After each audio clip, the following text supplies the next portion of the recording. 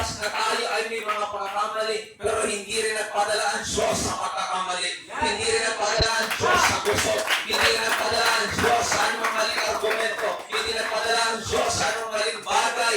Kundi ikaw at ako ay naging matuwid sa harapan ng ating Panginoon. Gaya ng aking nabanggit kanina talata sa 3:24 ng Roma, mga kapatid, hallelujah, inaring ganap tayo ng Diyos, ginawa tayo karapat-dapat ng Diyos sa pamamagitan ng Kanyang biyaya. Kaya napaabuti ng ating Panginoon, mga kapatid, na nagkaroon ang Diyos ng magandang plano sa ating buhay. Na kahit wala ka ng plano sa buhay mo noon, pero ang Diyos may plano pa sa iyo ngayon. Ang plano mo lang noon, kumain, mag-aral, magtrabaho. Pero ang plano ng Diyos, oo, kumain, oo, magtrabaho, oo, mag-alang buhay. Pero sumamba ka sa akin pagkakaroon ng linggo. Purihin mo ako, sabalatayanan mo ako, anggapin mo ako. Nadagdagan yung plano ng Diyos sa buhay natin, mga kapatid. Amen? Dati pinanginaan tayo ng loob. Ano ba yung plano? No? Plano talaga ng tadhana sa buhay ko. Kasi naniniwala tayo may plano tayo sa buhay. Siguro may mga plano dito natin na gusto nilang maging doktor, gusto nilang maging nurse, gusto nilang maging astronaut, gusto nilang makapunta sa Mars. Marami tayong plano. Marami dito mga kabataan siguro nagsasabi, gusto kong maging milyonaryo, gusto kong magkaroon ng maraming kotse, gusto kong magkaroon ng maraming motorsiklo, gusto kong magkaroon ng malaking shop, gusto kong magkaroon ng isang malaking negosyo. Marami tayong plano mga kapatid sa ating buhay. Even sa mga nanay natin, sa mga tatay natin, marami kayong plano sa buhay mga kapatid. Pero isang napakagandang plano ang ginawa ng Diyos sa buhay natin. Na hindi aksidenteng nakilala natin ang ating Panginoon mga kapatid. Amen? Kaya napakaganda ng ginawa ng Panginoon sa ating buhay mga kapatid. Hallelujah. At bagamat marami tayong mga pagkakamali at ang buhay man natin ay naging bunga ng nakaraan. Yung buhay man natin ngayon ay dahilan or bunga ng nakaraan. Nakaraan nating desisyon, nakaraan nating pagpapasya, nakaraan nating pagpipilit, nakaraan nating hindi pagsunod sa kalooban ng Diyos, nakaraan nating hindi pagsunod sa plano ng Diyos, at nandito na tayo, wala na tayong magagawa doon sa nakaraan. Hindi na natin mababago mga bagay na yun. Pero ang kayang baguhin ng Diyos sa buhay natin, yung kasalukuyang panahon. Hindi na natin mababago yung dati nating lakad. Kasi hindi na tayo pwedeng bumalik doon at hindi natin magagawa. Wala tayong time machine para balikan ang mga panahon yun. Pero kayang-kayang baguhin ng Diyos yung nakaraan. Ay yung kasalukuyan mga kapatid. Yung dating, hallelujah, ganito ang buhay, hindi na natin mababago yun sa ibang tao. Pero kayang-kayang baguhin ng Diyos yung record mo sa hinaharap. Dati laman ka ng blatter. Dati laman ka ng record ng barangay. Pero ikaw ay may record na sa Panginoon na yun. Ang kagandahan dito mga kapatid, dati kang may record sa barangay, dati kang may record sa lipunan. Ang sabi ng maraming tao, ayan yung pangalan niyan, kilala ko yan. Mga pasaway yan, matitikas ang ulo yan, numero unang pasimuno sa gulo. Pero ngayon, iba na yung record mo. Yan, nagsisimba na yan. Yan ang nanalangin na yan. Ngayon nakapulo na yan, nakadamit na yan. Dati pag linggo pupunta yan sa bungan, ngayon simbahan. Dati pupunta yan inuman, ngayon pupunta gawain ng Diyos. Dati lasing yan sa alak, ngayon lasing sa Holy Ghost. Dati pa itis ang alakad, hallelujah, dahil puno ng presensya ng alak. Pero ngayon pasuroy-suroy na kasi ang presensya na meron siya hindi na alak, kundi galak halik sa Panginoon. Ganon tumakbo ang magandang balita. Ganon tumakbo ang magandang plano ng Diyos sa buhay. And congratulations! Lahat tayo! Lahat tayo! Ikaw at ako! Lahat tayo! Naging beneficiaryo ng plano maganda ng Diyos. Hindi lang basta plano, magandang plano, mabuting plano, ahanga-hangang plano, na kahit ikaw at ako nagmula. Amen. Na kahit ikaw ako nagtaka, bakit ko nagawa buhay ko. Bakit andito na ako ngayon? Kasi hindi mo yan plinano. Plinano na ng Diyos yan. Palakpakan natin ang Panginoon. Kaya ako naniniwala, Tatay Jaime, alam mo ng Diyos, nandito ka. Nay Maribel, alam mo ng Diyos, nandito kayo. Plano to ng Panginoon. Hindi ko ka plano. Hindi ko plano ng kapatiran. Plano ng Diyos. May plano pa ang Panginoon sa inyong buhay. Amen. Kaya dapat aralan natin kanina mga kapatid kung sa paunang kaalaman ng Diyos, kung sa kanyang foreknowledge, alam na marami sa taga-Dagmay ang nagkasala, marami sa taga-Palawan, marami sa taga-Pilipinas ang nagkasala, at pag nagkasala sila at hindi sila nakatanggap ng kaligtasan, sila ay mapupunta ng impyerno. Pero ang Diyos sa kanyang paunang kaalaman, hallelujah, nilitahin ko ang pamilya ito kasi makakatawa ako. Nilitahin ko yung batang ito kasi wala sa batang ito magmumula kaligtasan sa kanyang pamilya. Praise God. Hallelujah. Nilitahin. Kahit ikaw man siguro gusto sabihin na kahit ikaw man siguro anak sa labas kasi hindi ka pinapasok. O kahit tayo man ay bunga ng pagkakamali. Naging anak man tayo sa labas. Pero niloob ng Diyos mailabas tayo. Kasi mayroong ilalabas ang Diyos sa buhay natin. Kaya hindi aksidente nandito ka. Tinawag ka ng Panginoon. Hindi aksidente nandito kayo. Tinawag kayo ng Panginoon. Hindi aksidente nandito tayo lahat mga kapatid. May plano ang Diyos. Kaya sa kasimula, nakita ng Panginoon. Hallelujah sa kanyang kaunang kaalaman. Na maraming tao mapapahamak sa lugar na ito kung wala ang gawain ng ating Panginoon. Amen. At kung wala ang kanyang pangalan, natatanggapin at kikilalanin. Palakpakan natin ang Panginoon. Hallelujah. Sabi mo sa kanya mo, congratulations. Hallelujah. Ang kagandahan sa Diyos, mga kapatid, hindi naman natin mabago yung nakaraan. Nakaraan na yun. Nasa isip na yun ng tao. Hindi na natin mababago yun. Pero ang Diyos, kaya niyang gamitin yung pagkakamali mo. Kaya niyang gamitin ng Diyos yung nakaraan mo para ituwid ka at gawing mabuti.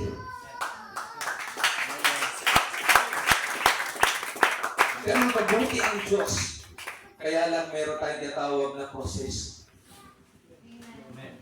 Bagamat yung buhay mo ngayon o buhay natin ngayon ay bunga ng nakaraang desisyon na hindi mo na pinag-isipan at bunga ng desisyon na hindi mo na pinanalangin sa Diyos. Bunga ng pagsuway sa kalooban at utos ng ating Panginoon at nandito na tayo. Pero ang kagandahan sa Panginoon, hallelujah, yung mga pagkakamali at nakaraan natin, ito'y kanyang gagamitin.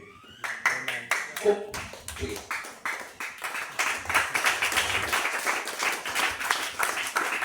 Ang kainaman ng Diyos kay Satanas, si Satanas yung pagkakamali natin kanyang sisisihin. Pero ang Diyos yung pagkakamali natin kanyang gagamitin. Amen. Kapalagi sa taas palagi, yan. Yan. Di ba ikaw to? Di ba ikaw yan? Hindi natin kinakaila, oo ako yan. Kami yan. Pero ibahin natin si Diyos. Nung si Adan, nakakain ng pinagbabawal na punong kahoy, na bunga ng punong kahoy. Anong sabi niya nung nakita sila ng Diyos? At sila yung hubad at nagkatakot. Ang sabi niya, yung babae kasi na binigay mo. Sinisi niya. Binigay niya yung sisi. Amen? Amen. Binigay niya yung sisi sa babae. Yung babae kasi binigay mo, Panginoon. Pero yung Diyos, hindi niya binigay yung sisi sa atin. Kinuha niya yung sisi. Amen. Kaya hindi tayo nagsisi. Hallelujah. Amen. He took the shame, the guilt. Kinuha ng Diyos mula sa atin. Kaya nga yung unang Adan, bagamat naging dahilan ng kasalanan at kamatayan, pero yung pangalawang Adan na lumitaw sa katauhan ng ating Panginoong Yesus, kinuha niya yung kasalanan natin. Kinuha niya yung kamalian. Dinala niya sa krus ng Kalbaryo para tayo ay maging matuloy sa harapan ng ating Panginoon. sa pamamagitan ng kanyang pagkakatawang tao. What a good news! Amen. Amen. Gaano kabuti at kadakila ng Panginoon sa ating buhay. Naniniwala pa kayo na mayroong plano ang Diyos sa buhay niyo? Ha? Gaano po kayo naniniwala? Gaano po kayo naniniwala na ang Diyos ay mayroong magandang plano sa inyong buhay? Lord. Dahil lang po ba nabasa niyo sa Biblia? Dahil lang po ba narinig niyo sa pangangaral? Dahil lang po ba nasabi ninyo? Dahil lang po ba nabasa niyo sa Facebook? Gaano po kahalalim ang inyong pagkaunawa na may plano ang Panginoon sa inyong buhay? God. Dalangin ko sa ating Panginoon, mga kapatid. Kung nasasabi man natin may plano ang Diyos sa buhay natin, hindi lang dahil natin narinig. Amen. Hindi lang dahil atin pong nakita, Amen. kundi mismo ating naranasan. Yung Diyos, yung nagbago ng buhay ko. Kaya kumpiyansa ako, may plano pa ang Diyos sa buhay ko. Amen? May plano pa ang Panginoon sa ating buhay. Bagamat minsan nakakaproblema dahil sa mga ginawa nating desisyon, nakakaproblema dahil sa mga ginawa nating maling bagay, at ang Diyos, willing na tayong tulungan. Kaya doon mga kapatid sa na pag-usapan namin nakaraan sa group chat, doon sa John chapter 15 verse 2, nang sabi doon ng Tagalog na salin, pinuputol daw yung sanga na hindi nagbubunga. Pero sa original na salin, sa original na translation, hindi pinuputol ang ginagamit, kundi binubuhat, inaangat, para magbunga pa. Kasi yung ubas mapit pala, hindi po yan siya yung typical na puno na nakatanim talaga na ganyan. Puno yan, tapos ito yung mga dahon, ito yung mga bunga. Hindi siya ganon. Ang ubas pala mga kapatid ay nakabitin po yan sa isang mga kahoy o tali. Parang alokbate yan. Parang talbos alokbate. Gumagapang. So, syempre, pag gumagapang, lalaylay ang mga sanga. Lalaylay mga kapatid yung mga dahon. Especially yung mga hindi na nagbubunga. Pero ang gusto ipaunawa ito ng Panginoon, hindi niya pinuputol yung walang bunga. Inaangat niya kayo para magbunga pa rin. Kasi baka dumating pa yung panahon, magbunga pa yun. Kasi sabi mo sa katabi mo, may pag-asa ka pa. Hallelujah. Kahit ikaw pabuhat, kanya-kanyang binubuhat, hallelujah. Hallelujah, puri ng Panginoon mga kapatid. May plano pa ang Diyos. Amen. Ngayon, bakit ginamit ko sa salin ng Tagalog yung salitang pinuputol? O inaalis. Yun din kasi yung term doon, inaalis. Kasi hindi naman po lahat ng inalis. Bakit ito, inalis ko? Hindi naman ibig sabihin, tinapon ko eh. Inalis ko lang, kasi gagamitin ko. Inalis ko to. Para makita ko kung meron pang kung ginamit ko yung station doon, kung nagwawalis yung mga nanay. Pag nagwawalis yung mga nanay, syempre may mga nakasabit na wire. Diba? May mga kahoy dyan. May mga gamit dyan na nakasayad sa semento, sa lupa. Hindi porket inalis natin, inangat natin, tinatapon na agad. Hindi lahat ng setang inalis, tinatapon. Amen. Hindi lahat ng setang inalis ay talagang binubuwan na agad.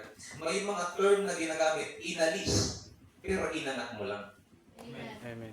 Binuhat mo lang saglit para makita mo yung bagay na yun at maalis mo yung humaharang doon. Ako ating mga kapatid. So, ganun ang Panginoon. Tinututunan pa rin tayo. Amen? Tinutulungan pa rin tayo ng Diyos. Tayo po kasi ay nasa proseso pa ng pagpapaging banal din o sanctification na tinatawag mga kapatid. Kaya, hallelujah, dalangin ko sa Panginoon, huwag di tayo panghinaan ng loob. Pastor, 3 years na ako, parang hindi pa ako nagbabago talaga. May mga dyan, 30 years. Bago nagbago. Nakuha niyo, hindi naman ito pabilisan. Hindi ito patagalan. Dito patagalan, dito pabilisan. Patsagaan tayo dito. Pero ini-encourage ko rin ang bawat isa sa atin, samahan mo ng prayer. Kung meron ka pang bagay na hindi na isusuko sa Diyos at nagagawa mo pang ngayon, manalangin ka sa Diyos. Kung kailangan mag-ayuno ka. Amen? Kung kailangan magbasa ka ng Biblia, magbasa ka, laanan mo ng panahon para maisuko mo yun sa Panginoon. Amen. Amen? Hallelujah. Sa mga tatay natin, amen? Sa mga nanay natin, mga kapatid, kung meron pa kayong nahihirapang ibigay sa Diyos na bagay, na alam naman ninyong hindi po ito tama sa harapan ng ating Panginoon, huwag po tayong magbubli sa Diyos. agarin din natin. Maging sensitibo tayo sa panahon. Lord, tulungan mo ko kami na maalis ko ang bagay na ito sa aking buhay. Kasi baka dumating ang panahon, bumalik ang Diyos, mga kapatid. Hindi pa tayo makasama. Naniniwala po kasi tayo, mga kapatid, yun na ang kaligtasan may kondisyon. May kondisyon ng kaligtasan, mga kapatid. Ikaw ay mananampalataya sa Diyos. Susunod ka dapat sa kalooban ng Panginoon, sa utos ng ating Panginoon. Hindi ka magpapakita ng perfectong buhay, ha? Ay, hindi ka magpapakita ng paggawa para maligtas. Hindi, ligtas ka na, kaya mo ginagawa ito. Tinawag ka ng Diyos galing sa masama, naging mabuti ka na, natural, mabuti yung gagawin mo. Nakuha natin, mga kapatid. Hindi naman po tama na galing tayo sa masama, tinawag sa mabuti, tapos masama ulit ang gagawin. Hindi. Ang sabi ng Biblia, tayo ay anak ng Diyos at tayo dapat gumagawa ng kalugod-lugod sa harapan ng ating Panginoon. Nakuha niyo po, mga kapatid. Amen. Amen. Kaya nga, tinutulungan tayo ng Panginoon. Bagamat nahihirapan tayo, may mga struggle tayo sa buhay. May mga pangaral ang salita ng Diyos. May mga Bible study. Ano yung gagawin mo? Ito yung gagawin mo. Ano yung iisipin ko? Ito yung iisipin mo. Ano yung gagawin ko, Pastor, para sa bagay ito? O ito, kapatid. Kaya nga, merong Sunday school. Kaya nga, merong preaching para turuan tayo. Amen. Para sa araw-araw nating buhay, maging karapat-dapat tayo sa harapan ng ating Panginoon. Nakuha natin, mga kapatid. Amen. Hallelujah. Kasi madalas sa buhay ho natin, sinasabi natin na pag tayo nasa kalagayang lagi, pag hindi komportable sa buhay natin, hindi parang naiiyak tayo na bakit nandito ba ito? Bakit dumating itong bagay na ito? Minsan, ang agad natin sinasabi, Lord, alisin mo ako dito. Pero hindi lahat ng pagsubok, problema na yan, ay aalisin ng Diyos. Lalo na kung alam ng Diyos na dyan ka mapapabuti. Lalo na kung alam ng Diyos, yan ang magpapatinok sa iyo. Yan ang magsasalba na yung spiritual na buhay para ikaw ay mas maging malakas, mas maging matibay na Kristiyano na tinawag ng ating Panginoon. May mga pagkakataon, binabago talaga ng Diyos yung ating problema, yung ating pagsubok. Pero madalas, niloloob ng Diyos manatili tayo doon, hindi para tayo kahirapan, kundi para tayo ay matuto. Kasi sino ba ang nagdala doon sa kalagayan natin yun? Madalas tayo rin. Ay, wala nang amen. Amen. Madalas tayo rin. Sabi ko nakarang linggo, hindi na dapat sabihin, sinasabi mo pa. Hindi na dapat gawin, ginagawa mo pa. Hindi na dapat puntahan, pinupuntahan mo pa. Kaya nandun tayo sa kalagayan na yun. Minsan nami-misuse ng ibang Kristiyano yung plano ng Diyos. Gusto ko linawin sa atin, mga kapatid. Oo, ginagamit ng Diyos yung mga bagay na yun at pagkakamali. Pero hindi ang Diyos nagdala sa iyo doon. James chapter 1, ang tukso ay hindi galing sa Diyos, kundi galing sa sarili nating pagnanasa. Minsan kung bakit tayo nalulugmok sa ganong problema dahil sa ating ginawa, dahil sa ating desisyon, dahil sa ating pagpapasa, kaya tayo nalugmok. Amen? At dapat makilala natin yun sa ating sarili at dapat tanggap natin yun sa ating sarili. Oo, gagamitin ng Diyos, iahon ka doon. Pero hinihingi din ng Diyos yung partisipasyon mo. Anak hakbang.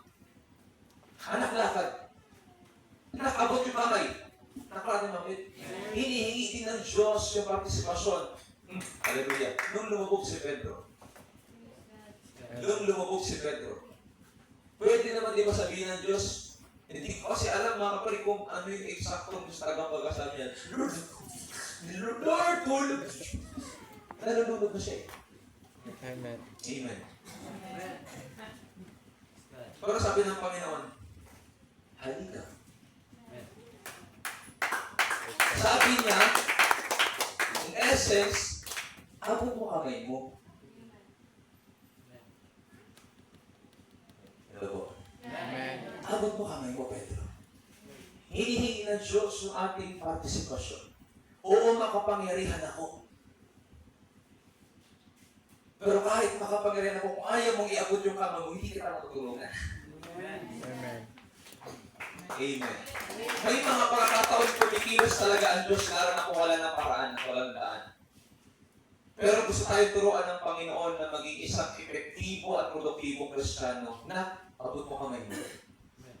Lord, nasan ka? Dito ako, abot mo lang kamay niya. Panginoon, tulungan mo ako. Dito ako, tinutulungan kita. Hawak mo ako. Huwag ka matakot. Amen? Hawak mo yung kamay mo. Sige, sigaw ka. Hinga sa klolo, hinga tulong. Dito ako. Hindi na kukulang ang Diyos. Amen? Hindi na kukulang ang Diyos. At gagamitin nyo ng Diyos yung bagay na yun para alisin ka doon. Kaya lang gusto ng Panginoon, bumaklong tayo. Amen? Amen. Example, tayo na dating naninigarilyo. Oo, tinulungan tayo ng Panginoon. Pero ginawa mo rin yung part mo. Inagis mo yung sigarilyo. Amen. Tinapon mo yung sigarilyo. Hindi ka na bumili sa tindahan. Amen? Amen. Meron ka rin ginawa. Praise God. Amen? Yung paggawa ng Diyos at yung paggawa mo, nagsakto. Pero yung kabuuan doon, hindi talaga sa sarili mo. Dahil pa rin sa Diyos. Bakit ka na-convict na bitawan? Naramdaman mo eh. Amen. Pinapabitawan na sa'yo. Naramdaman mo eh. Pinapaalis na sa'yo. So hindi mo siya inalis dahil ang naisip mo, na inalis mo siya kasi may nagpaisip sa'yo. Amen. Lord play. Hallelujah. Say verse 16. Hallelujah. Purihan pa. Pagpapala ng Panginoon. Amen. Ganda ng laban. Hallelujah. Purihan ng Panginoon mga kapatid. Amen. Ako natin. Natututo po tayo mga kapatid. Para parihan ang pwede. Amen. Hallelujah. Praise God. Hindi ko aalisin ng Diyos madalas, lalo na kung makakahulog sa atin. Yung mga Israelita, di ba? Hinayaan sila ng Diyos, umikot sila sa disyerto ng 40 taon. Pwedeng gamitin at pwedeng sabihin ng Diyos, dito yung shortcut. Pero, paikot-ikot sila. Dahil ko sa Diyos, hindi. Dahil din sa kanila. Takot sila. Takot sila sa maraming higante. Takot silang dumaan ng ilog ng Jordan. Tumawid doon sa Jericho. Hanggang sa dumating mga kapatid, yung pagtulong ng Panginoon sa kanila. Nakapag ang Diyos sa kanila kasi paikot-ikot lang sila. Alam mo yun yung tipong may ginagawa ka. Pero akala mo meron kang pinatutumuhan pero paikot-ikot ka lang. Pero alam yun? Yung akala nyo naglalakbay kayo. Pero ito, nag-iikot-ikot ka lang. Akala mo nagbabiyahe ka, pero paikot-ikot ka lang sa bagay na yan. Dahil ang Diyos nahabag sa kanila. Tinulungan sila ng Panginoon, makatakas pa rin sa ganung bagay, mga kapatid. Ano ba? Sabihin sa katabi mo, may pag-asa ka, mga kapatid talaga. God can make an amazing things sa ating buhay. Kayang-kayang gumawa ng Diyos. Di ba sabi ng Panginoon sa 1:37 ng Lucas, sa tao ay imposible, pero sa Diyos ay posible. Walang mahirap sa ating Panginoon. Si David, nakaranas mo si David ng pagtatwa sa kanya. Bakit ba sabi pagtatwa at rejection? Nung nagtawag si Jesse ng mga anak, hindi siya sinama. Ang sabi ni Samuel, papilahin mo dito yung mga anak mo. Kasi mag-aanap na ng ikalawang hari ng Israel. Si David hindi malang naisip ng tatay. Totoo ba na pagbunso, hindi siya paborito? Hindi na siguro sa lahat ng pagkataon, mga kapatid. Pero naranasan ni David ang hindi pansinin. Naranasan ni David ang hindi piliin. Ouch. Hallelujah. Amen? Amen. Pero ganun pa man, hindi siya nagdamdam. Hindi siya nagtanim ng sama ng loob sa kanyang tatay at sa Diyos.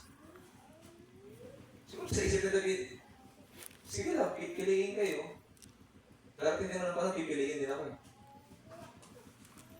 Darating ang panahon, hindi na ako mag-aalaga ng tupa. Hindi pa yung ngayon, maaari. Pero darating din ang panahon.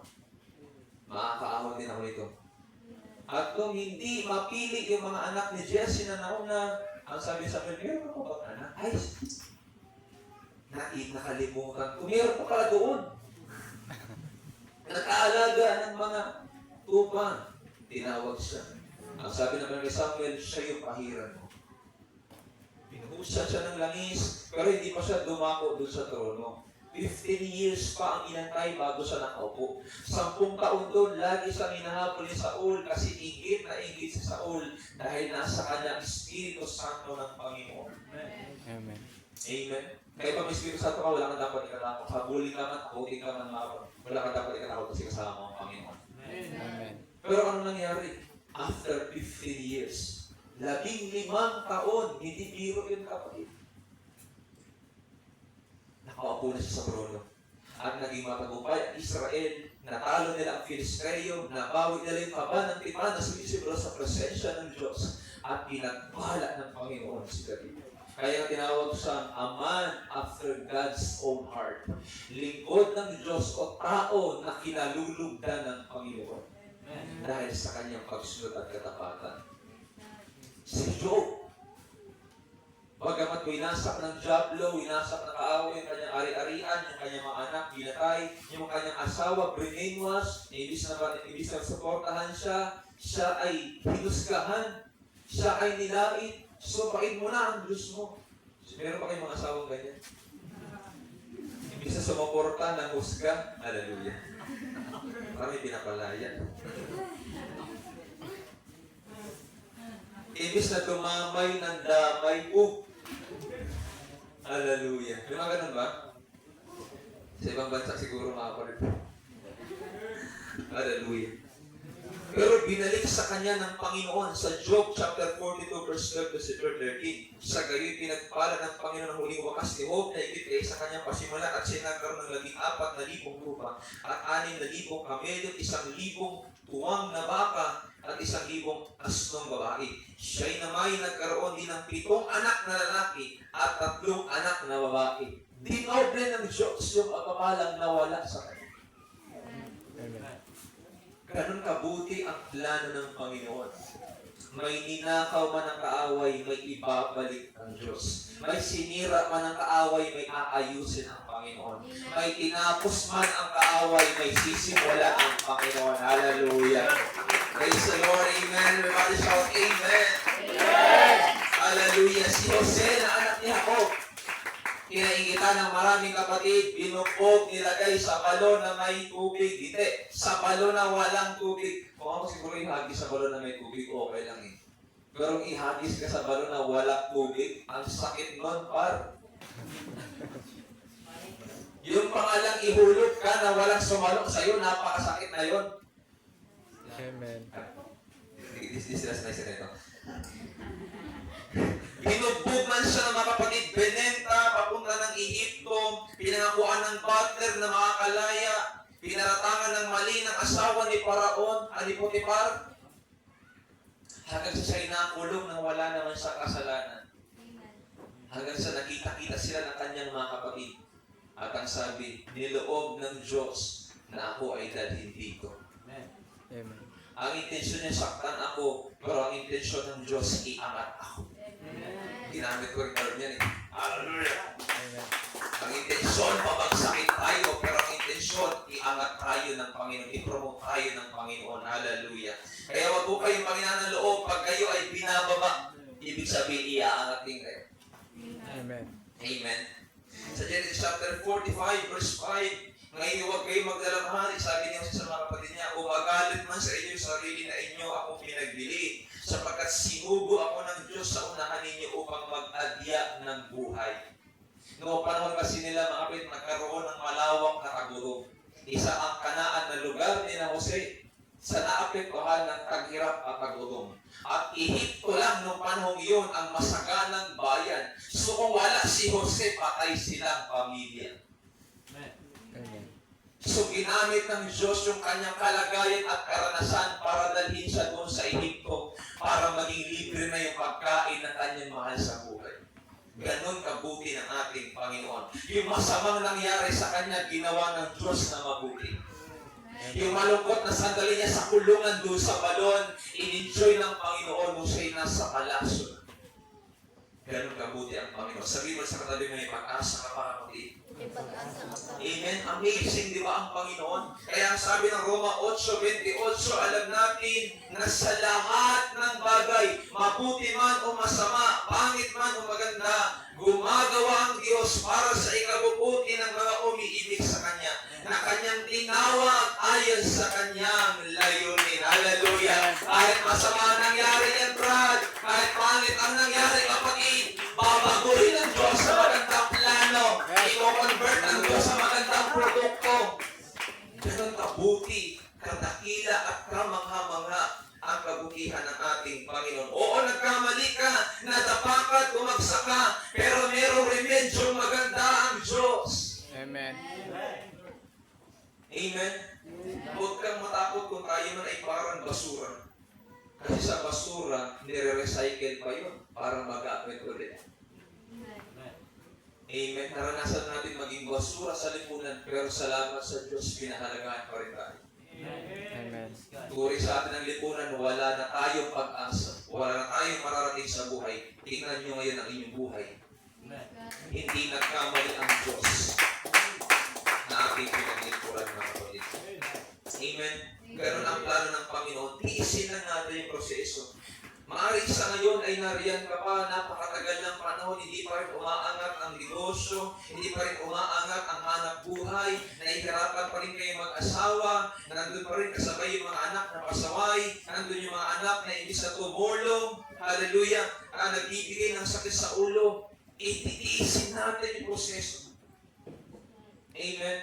Tiisin na natin yung proseso, mga kapatid. May prosesong ginagawa ang Panginoon. Hallelujah. Hindi porket matagal, mabagal. Amen. Minsan kung sino pa at ano pa yung mabagal at matagal, yun yung sigurado. Amen? Kaya may ginagawang magandang plano ang Diyos sa buhay natin. Ang sabi ng 29:11 ng Jeremias, alam ko kung paano pututo pa rin ang mga plano ko para sa kabutihan niyo at hindi sa kasamaan niyo. Kaya minsan sa plano ng Diyos, masasaktan ka pero hindi ka mapapahamak. Yuyuko ka pero hindi ka babagsak. Amen. Amen? Plano na sa kabutihan niyo, hindi para sa kasamaan niyo, at plano para bigyan kayo ng pag-asa na magkaroon kayo ng mabuting kinabukasan. Context, nakakulong sila ng panahong ito ng Babylonia. Sinakop sila ng bansang Babylonia. At kung tayo nakakulong, nakaganon, naririnig natin yung ganong mensahe ng Panginoon sa pamagitan ni Propeta Jeremias, para hindi natin mapaniwalaan, di ba? Para hindi tayo maniniwala basta-basta na may plano ka sa akin pero nakakulong ako, Lord. Kasi kay Apostle Pablo rin, sa Filipos, yung kabuuan ng Filipos ay sa pag-aaral, mula talatang 1 hanggang 4, mga kapatid, o 5. Sinulat niya yung salita ng Diyos sa mga taga-Filipos, nakakulong siya. Basta paano nakapagsulat? Gumawa ang Diyos ng himala, hindi natin ma-okay ko ano yung particular. Gumawa ang Diyos ng himala para maisulat ang salita ng Panginoon na ipakala sa ibang bansa. Maring inimbestiyon ng mga taga-Israel, ang Diyos. May plano ka sa amin, Panginoon, pero bakit nakakulong kami? Pero alam niyo mga kapatid, oo, nakakulong sila. Pero kinukulong lang sila ng kalaban. Pero meron silang Diyos na kaya silang palayain. Gusto lang kasi ng Diyos tumino sila. Gusto lang kasi ng Panginoon, mga kapatid, mapabuti yung buhay nila. Pero kasi bakit sila nasakot? Kasi nga, dahil sa pagsuway ng kanyang bayan, sa pagsamba sa ibang Diyos, Diyosan, kaya sila napapahamak. At niloob ng Diyos na sila ay makarating doon para sila ay mapabuti, para sila ay makakilala na meron lamang iisang Diyos na dapat paglingkuran. At pagkalipas ng 70 taon, napakatagal. Pinalaya sila. Higit sa lahat, mga kapatid, nakakulong sila, pero pinapakain din sila. Kaya ang Diyos, ang sabi niya, ang plano ko siya sa buhay niyo, hindi yan para sa ikasisira niyo. Hindi yan para sa kasamaan ninyo. Sa ikabubuti niyo yan. Kasi minsan hindi tayo titrino pag hindi po tayo sinubok. Amen. Amen. Hindi lalago ang pananampalataya natin sa Panginoon pag hindi tayo sinubok. Pag Pag hindi tayo nakaranas ng kawalan, hindi mo masasabing ang Diyos nagbibigay. Pag hindi mo naranasan magkasakit, hindi mo masasabi na ang Diyos nagpapagaling. Madalas, pinapaindulutan ng Diyos yung bagay na yun para siya ang mahayag. Ano yung sila Bishop? Kahapon, pasalamat nila Bishop eh. Pinako namin doon sa pasalamat nila kahapon. May pasalamat sila kahapon dahil sa tagumpay ng pagkapos sa Mr. Jenny sa board exam. At sa kagalingan na rin ang karamdaman ni Susain, yung kanyang bukol at dito banda. Sa parte ng dibdib, mga palito dito banda.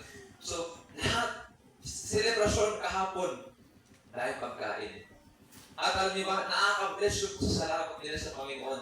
At nagtanong ako sa Panginoon, Lord, bishop na namin to. Mabait namang tao. Amen? Mabait namang tao, sabihan ako. Mababa ang loob. Madaling lapitan, madaling ding hanapin. Kasi may mga tao, madaling lapitan, mahirap hanapin.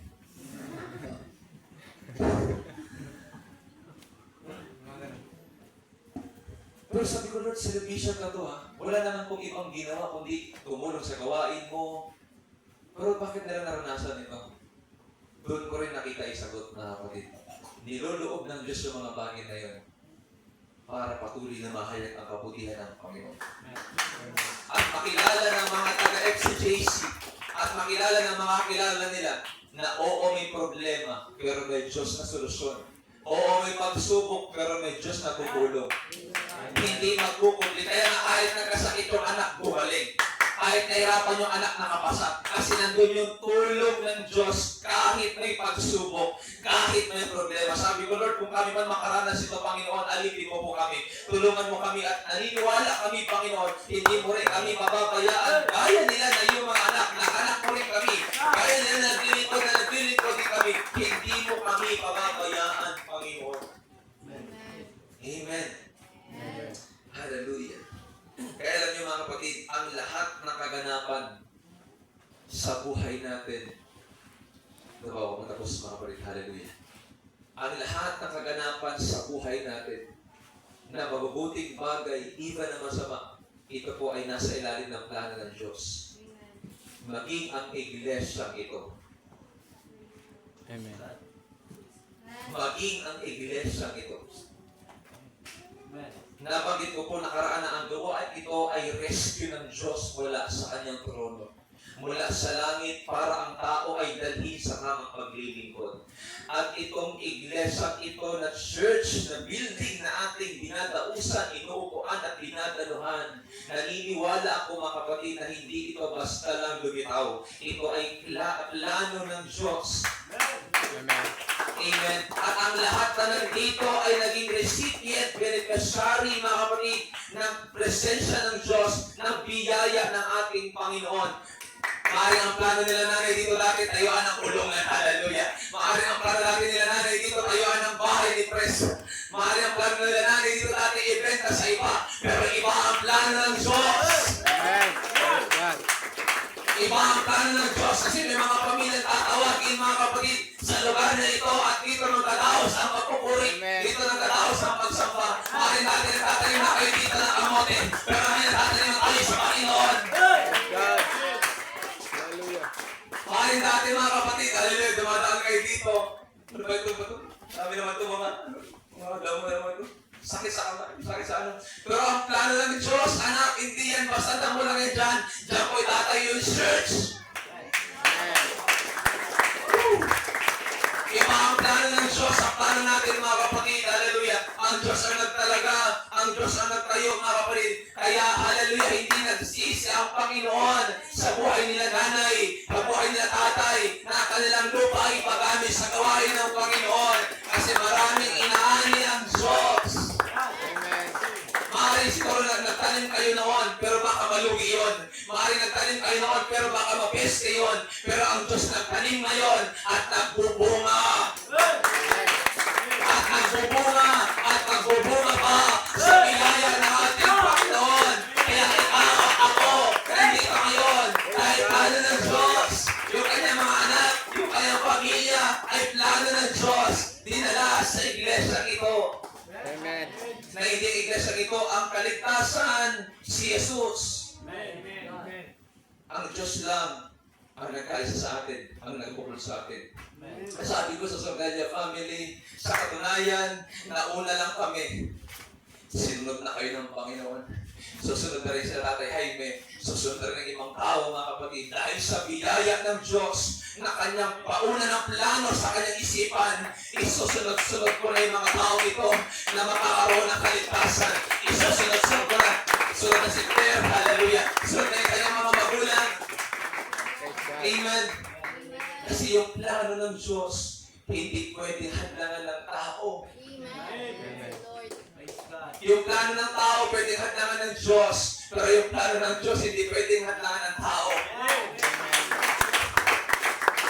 Hallelujah. Naalala ko meron isang pastor tayo ng Pentecostal nagsabi. Tinanong siya ng isa nating pastor. Nakwento lang sa akin. Sabi niya, ano sa palagay mo kung itong iglesia na ito na ating pinagtataguyod ay tama? At kailan lang tayo lumitaw 1945? Ang sa church doon sa Jerusalem. Sabi niya sa pastor, sa pagsusuri ko, namatay yung iglesia noon. Sabi niya, namatay daw. Namatay daw yung iglesia noon ng Panang Jerusalem. At yun yung paniniwala ng INC for your information. Yun yung paniniwala ng INC. Namatay ang iglesia kaya sa Jerusalem, makalat ng Pilipinas at may Pilipinong sinuko, Felix Manalo. Pero hindi namatay ang iglesia. Namatay ang mga apostol, pero hindi namatay yung ebanghelyo. Kaya tingnan nyo, kung namatay, bakit natanggap tayo? Kung namatay, bakit nadalaw pa tayo? Amen. Amen? Amen. Kaya, ganun mabuti ang Panginoon sa ating buhay. Na sa plano ng Diyos, tayong lahat ay naging kasangkapan, mga kapatid. Hallelujah. Maaaring iba ang plano nila nanay sa lugar na ito. Pero iba rin ang plano ng Diyos, mga kapatid. Ang plano siguro nila nanay yan, ibenta, gawing kulungan ng baboy, tayuan ng bahay. Pero ang plano ng Diyos, hindi basta bahay, evacuation center. Kasi maraming tao sa lugar nito, maraming dapat maligtas, maraming dapat i-rescue. Natayo ang Diyos ng hospital kasi maraming tao dapat gamuin dahil nabahira ng kasalanan. Lalo ng pandemic. Nakita ng Panginoon, hindi ang COVID ang pinakamatinding karamdaman, kasalanan.